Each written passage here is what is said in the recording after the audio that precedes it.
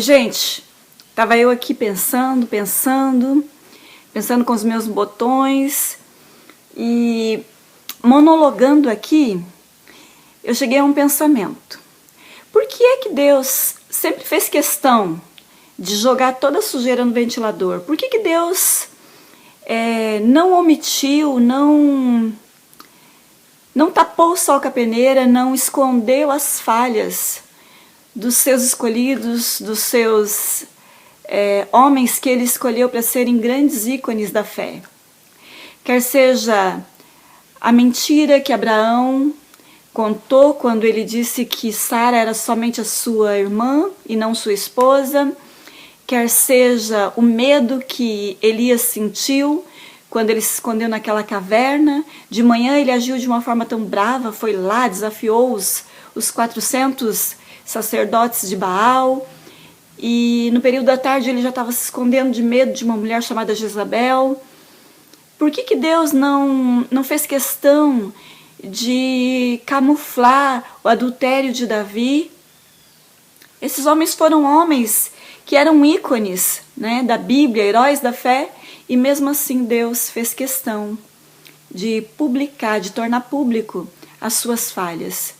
E a gente chega a uma conclusão, que Deus ele não está em busca de supermans, de mulheres maravilha, mas Deus escolhe pessoas simples como eu, pessoas como você, que eu vi em algum lugar que nós deveríamos carregar uma placa na testa dizendo: desculpe o transtorno, estamos em obra.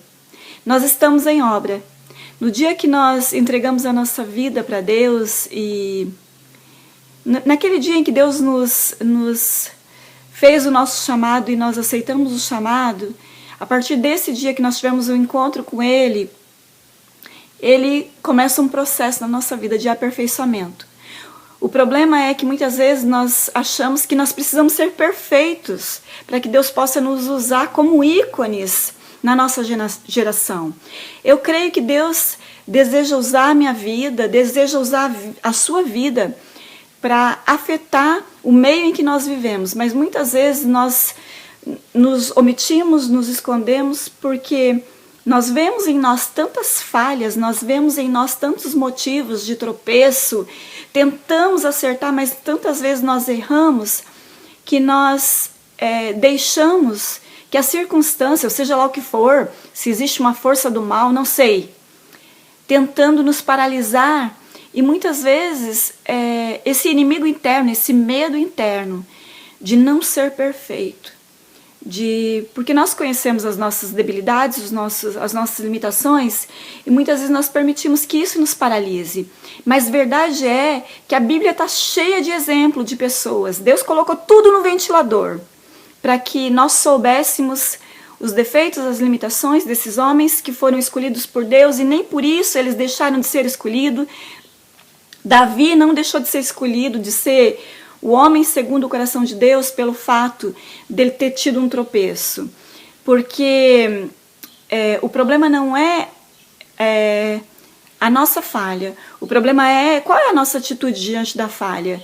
Quando nós somos confrontados em nossas falhas, quando Davi foi confrontado, ele não terceirizou, ele não jogou a culpa para outro, mas ele matou a bola no peito. E é isso que Deus espera de nós. Que nós sejamos, que nós possamos reconhecer.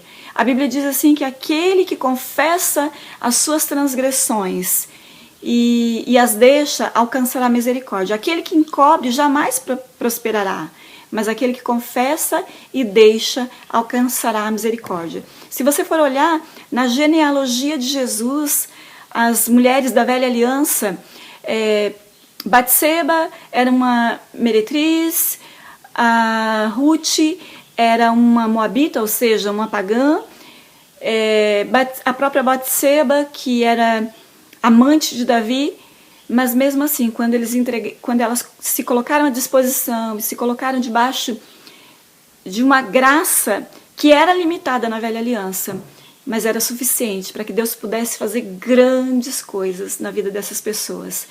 Então, a gente pode até carregar aqui invisível uma placa Desculpe o transtorno, estamos em obra.